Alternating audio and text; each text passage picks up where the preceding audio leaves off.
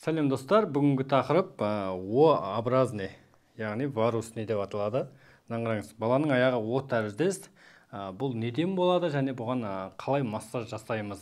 Сол жайлы кішігірім мәлімет бергім келіп отыр сіздерге. Міне, жүр. Өздеріңіз көріп тұрғандай, міне, баланың аяғы О тәріздес болып тұр. Бұны 3 жасқа дейін негізі кетіруге болады дәрігер нұсқауымен. Қазір сіздерге кішігірім мәлімет беретін боламын. Ең алдымен достар, видеоға лайк басып кетейік обязательно. Каналға тіркелмеген болсаңыз, тіркеліп кетіңіз. Өте маңызды ақпараттардың бірі. Бұл О-образный дегеніміз достар, жалпы основной іштен де пайда болады. Бала дұрыс іштен травма алып, дұрыс босанатын кезде басы қысылып туылса, және де бұл тұқым қуалайды еще бұл. Тұқым қуалайды, мысалы атасында бір нелерде болса, содан не болады. Және де D3 витамин жетіспеушілігінен де болады. D витамин жетіспеушілігінен де болады. Бұны егер кетірмейтін болсаңыз, мысалы уақытында кетіру керек, кетірмейтін болсаңыз, тек мысалға О тәріздес болып тұр ғой, О-образный. Мына жағы да қисайып кетуі мүмкін да былай. Жүрген кезде салмақ түседі, маймақ аяқ болады, жүрген кезде мысалы ертең қатты жүгіре алмайды деген сияқты да бір сондай спортпен дұрыс айналыса алмайды. Бұны кетіру керек. Кетіру жолы массаж плюс парафин арқылы кетіруге болады. Әрине D3 витаминді беру керек. Егер осындай байқайтын болсаңыз, мысалы 6-7 айынан бастап та байқалады кейбір балдарда. Оны қалай байқаймын десеңіз, мысалы баланы өстіп қоясыз, жерге 2 аяғын қосып, қарапайым линейка бар ғой, сонымен өлшеп білсеңіз де болады. Мына жерін өлшейсіз бірінші, потом мына жерін өлшейсіз, тізе жағын. Солай өлшеп білсеңіз болады. Екеуінде қатты айырмашылық жоқ болса, нормально, егер мына жағы уже қатты айырмашылық болса, бірден ортопед маманына, хирург мамандарына қарату керек ондай жағдайда. Обязательно D3-ді қадағалап не қылу керек. Солай достар, осы видеоны WhatsApp группаларға жіберіңіз, басқалар біліп жүрсін. Сосын бұға массаж істегенде сырт жағынан жасаймыз достар, сырт жағынан. Ішінен емес, сыртынан жасаймыз. Массаж плюс артынан негіз парафин алса жақсы көмегі бар. Алдағы уақытта парафинді де көрсететін болам, қалай қоятын. Ол үшін каналға тіркеліп қойыңыз, подписаться етіп. Тіркелмеген болсаңыз егер. Осылай жасаймыз. Жаңа айтқанымдай, егер кетірмейтін болсаңыз, айттым ғой, көп жүре келе, мына жерге де салмақ түседі, достар, салмақ түседі. Бұлай ішке қарай басатын болады бала аяғын. Сондықтан жақсылап қадағалау керек. Ата-анасы аяқ ауыр кезінен бастап, баланың нелерін қадағалау керек. D3 мысалы, өзі ішу керек та, кальций D3 дәрігердің нұсқауымен әрине. Астанда жаңа айттым, тұқым қуалайтынды несі де болады бұның. Тұқым қуалайтынды болады. Босанған кезден бастың қысылып туылынан да болады. Енді ол жағын дәрігерлер анықтайды ғой. Біз массажистер диагноз бойынша дәрігердің нұсқауымен жасаймыз. Біздің міндет осыны кетіру. 2-3 жасқа дейін кетіру керек негізі. Бір курстан кетіп қалмайды енді әрине. 3-4 курс алу керек от души. Арасын демалдырып да. 3-4 курс алу керек. Аяғына жақсылап береміз. Негізі андай кішкентай 2 айлық балдарда болады, ол қалыпты жағдайда. Ол өсе келе уже 6-7 айына дейін түзеліп кету керек. Сондай О тәріздес сияқты болып тұрады да, кейбір балдарда. 2 айлық, 3 айлық балдарды көрсең. Ол қорқатын зат емес. 6 айынан бастап, 5-6 айынан бастап көбісінде біліне бастайды. Біреулер мән бермейді. Ходонокқа отырғызып қояды ерте. Ол балаға кальций жетіспейді. Ходонокқа отырғызып қояды 6-7 айынан бастап. Конечно, аяқ қисаймай кетсін сөйтіп. Кальций жетіспеген екен. Ерте жүрсінде көп тай басқызады, аяқ қатаймай жатып. Соның бәрін қадағалау керек та.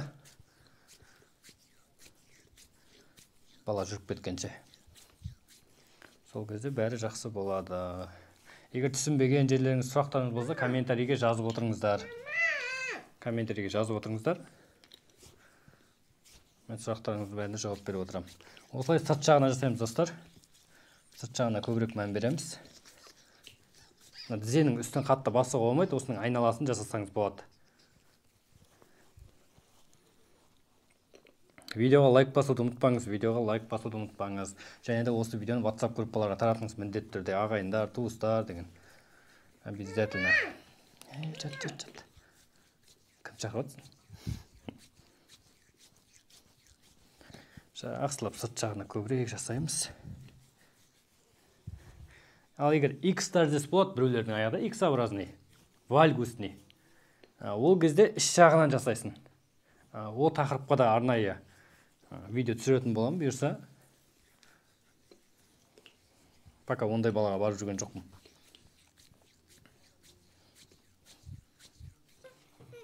Өзім өйстіп жасаймын, кәдімгідей эффект болады.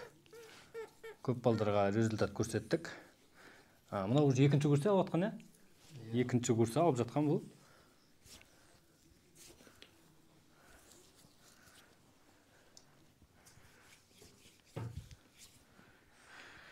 Солай тағы не айтайын? Варусный дейміз оны, варусный, О-образный, О тәріздес, жаңа қазақшалап. Жақсылап мән беріңіздер. D3 витаминін, кальцийін. D3-де жаңа күн шыққанша жазға дейін береді ғой негізі. Ал жаздың күн далаға шығарады. Енді дәрігердің нұсқауымен жақсылап бересіздер ғой, қадағалап. Жақсылап қадағалау керек, серьезіне қарап. Сіздер қай уақытта білдіңіздер? Неше айында білдіңіздер? Аяғы О тәріздес екенін да. Примерно. Жүргесін білдіңіздер ма? Соны тай бастағаннан білініп бастады ғой. Ходунокқа жүретін еді? Иә. Ходунокқа жүретін еді дейді. Ходунок неше айынан бастап отырсыңдар ходунокқа? Сіздер жалпы примерно 6-7 айында отырғызыңдар. Көрдіңіздер ме достар? Баланы ерте ходунокқа отырғызуға да болмайды да.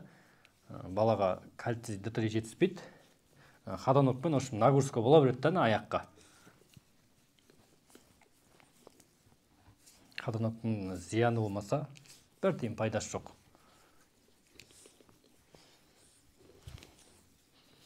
Жақсылап массаж істеп, парафинде жақсы көмегі бар. Мен өзім массаж істеймін, парафин жасамын. Парафин жасайтын арнайы қасында әріптесім бар. Бұйырса оған да арнайы видеосын түсіретін боламыз. Парафиннің видеосын түсірем, бұйырса.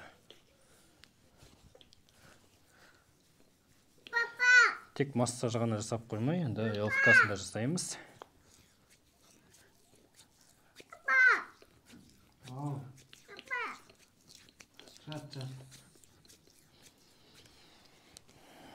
Солай достар, осындай О-образный балдарды көрдіңіздер ма, естігенсіздер ма, комментарийге жазып отырыңыздар. Или бірінші рет осы видеодан бірінші рет көріп отырсыз ба? Достар, байқап отқандарыңыздай, мен ішіне жасап отқан жоқпын ішінен. Көрдіңіздер ғой да, сыртына көбірек мән бересіздер, сырт жағына. Сыртына көбірек мән береміз. Ей.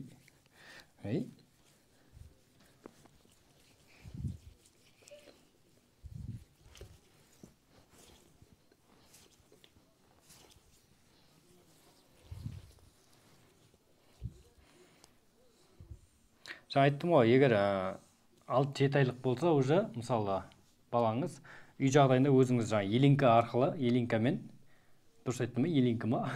Сонымен тексересіздер, елинкамен дұрыс тексересіздер. Осы жерін өлшейсіздер, неше сантиметр болып тұр, сосын тізе жағынан өлшейсіздер. Түсіндіңіздер ғой да? 1, 2, 3, 1, 2, 3, опа. 1, 2, 3. Бұлай жатамыз.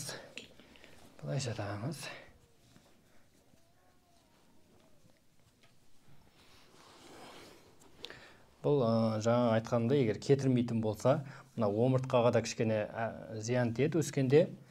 Аяққа, мысалы, футбол ойнай алмайды, жүгіруге қатыса биге қатыса алмайды, мысалы, қыз бала болса да, кетірмейтін болса егер. Уақытысында осылай мән беріп жасайтын болсаңыздар, кетіруге болады. Дәрігерге апарып, осылай массажын алып. массаж істегенде мен әр массажда айтып отырам, мына омыртқаға тиіспейміз, естеріңізде болсын достар. Түсінікті ғой, омыртқаға тиісуге болмайды. Соның қапталдарын, жандарын уқалайсыздар. Мына құйымшақтарды уқалай беруге болады. А так мына омыртқаға тиісуге болмайды да. Жан бастарын, құйымшақтарын уқалай бересіздер.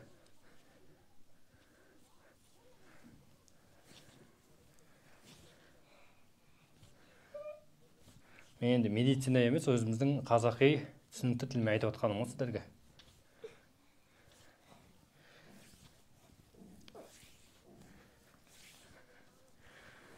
Қайттан аяғына өтеміз. Основной бұл жерде аяқ. Основной аяққа көңіл бөлеміз жақсылап. Сырт жағынан оқылатын достар. Сіздер де осылай үйіңізде балаңыз мысалы 6-7 айлық, 8 айлық болса, бір жасқа дейін жақсылап мән беріп, көңіл бөліп, осылай өзіңіз үй жағдайында өстіп оқалап отырсаңыздар болады. Бірақ бірінші дәрігерге міндетті түрде қаралу керек. Ортопед маманы сол дәрігер назначение береді да. Өзіңізден біліп ештеңе істемеңіз. Мына жандарын жақсылап оқалау керек. Осыған нагрузка болады. Көрініп отыр ғой да? Иә.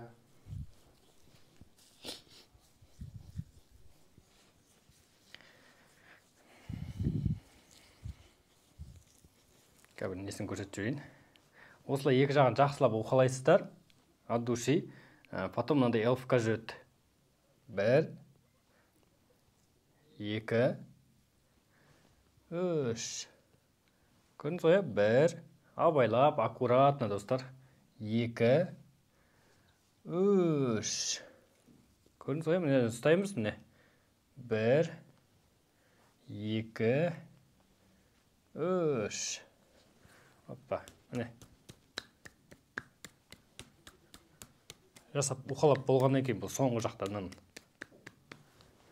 Потом аяғында абайлап 1, 2. Балаға кішкене неприятный болуы мүмкін. Абайлап істейсіз. Өзіңізге не уверен болсаңыз, істемей ақ қойыңыз. Егер қорықсаңыз да, арнайы маманы шақыртыңыз. Потом мына жеріне. 1, 2, 3. 1, 2, 3. 1, 2, 3. 1, 2, 3. 1, 2, 3. Оппа, 1, 2. Массаж, потом артынан парафин қойып жібересіздер. Солай достар, видеоға лайк басайық. И осы видеоны WhatsApp группаға жіберіңіз обязательно. Хорошо? Сау сәлемет болыңыз.